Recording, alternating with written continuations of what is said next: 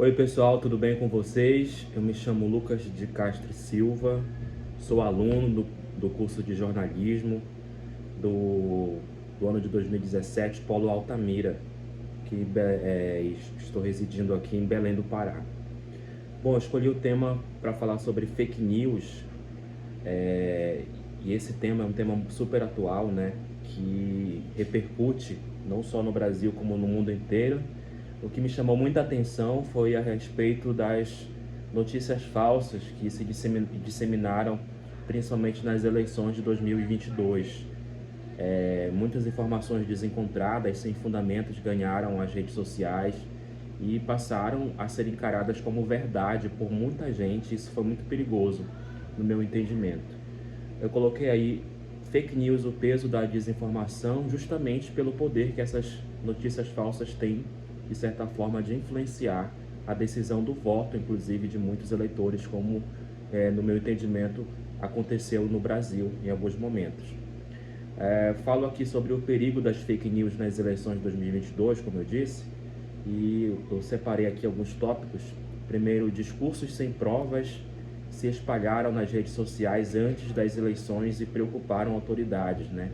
No sentido de que muitas teorias a respeito das urnas eletrônicas, por exemplo, elas se disseminaram nas redes sociais e, inclusive, pessoas criaram notícias com fontes que pareciam verdadeiras, né?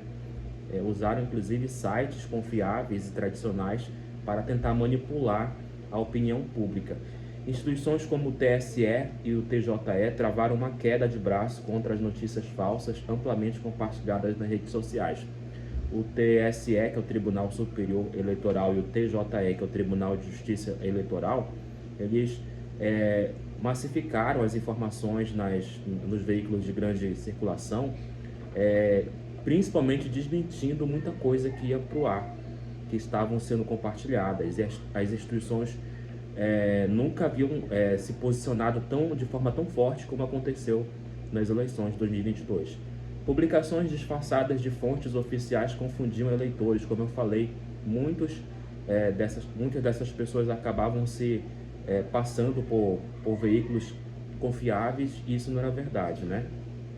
Justiça Eleitoral fechou o cerco contra propagadores de mentiras e puniram com bloqueio de contas no Instagram e Twitter. Aconteceu muito, por exemplo, do TSE se posicionar, TJE se posicionar contrários, punindo de fato, excluindo contas, cancelando perfis nas redes sociais, uma forma de frear essa propagação de notícias falsas aí pelo Brasil.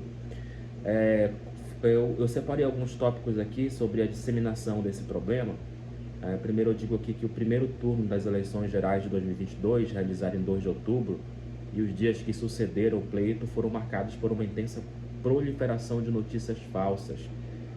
E aí, as principais fake news foram desmentidas, como eu falei, pelo Tribunal Superior Eleitoral, sobretudo. Inclusive, fazendo parcerias com agências de checagem de notícias, né? Mostrando que tal notícia era falsa, e aí eles davam a prova ali com a checagem de notícias. Isso ajudou muitas pessoas a não caírem em fake news. Entre os assuntos que ecoaram na rede mundial de computadores estão acusações infundadas de fraude nas urnas. Por exemplo, análise equivocadas dos boletins de urnas divulgados pelo TSE e mentiras sobre o funcionamento do sistema de totalização, responsável por somar os votos de todo o eleitorado.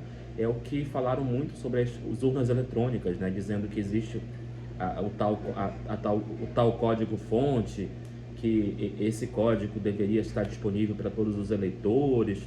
De fato, isso já acontecia há muito tempo, então as pessoas acabavam sendo confundidas, sendo induzidas a questionarem algo que já estava transparente há muito tempo. E aí isso só foi feito para confundir ainda mais, tentar arrancar votos ali de pessoas indecisas, sobretudo. E aí vem um personagem muito emblemático, que é o Jair Bolsonaro, né? Ele que foi o centro aí de muitas discussões, muitas polêmicas envolvendo a confiabilidade das urnas eletrônicas. A Justiça Eleitoral, por exemplo, desmentiu as principais fakes sobre o processo eleitoral. Muitas dessas fakes disseminadas pelo próprio ex-presidente Jair Bolsonaro. Aí, passando para outro slide, a gente fala aqui sobre 5 sites para saber se a notícia é falsa ou verdadeira. E é importante ressaltar que todos esses sites, como por exemplo a agência Lupa, que é uma agência de checagem de fatos do Brasil, e foi criada justamente pelo site Folha de São Paulo e justamente para mostrar os dados verdadeiros, mostrar por A mais B que aquela informação era falsa, e essa agência, a agência Lupa, ela foi uma das pioneiras nesse sentido. Fato ou Fake foi criado pelo Grupo Globo, né? Ele faz apuração de notícias falsas com uma equipe composta por jornalistas de diversos veículos. Aí vem Extra, Jornal Extra, G1, CBN, Época, a própria TV Globo, Globo News, todos esses veículos de comunicação que formam o Grupo Globo criaram o Fato ou Fake, que até hoje, né, após as eleições, eles costumam divulgar as notícias, separar as notícias falsas das verdadeiras. Vamos falar sobre a agência pública, que é uma outra ferramenta usada para desmentir fake news. Você pode acessar, inclusive, procurar a agência pública, que é um site super confiável, né, que fala sobre isso. Fake Check é um detector de fake news, criada pela junção da USP, né, Universidade Federal de São Paulo, com a Universidade Federal de São Carlos.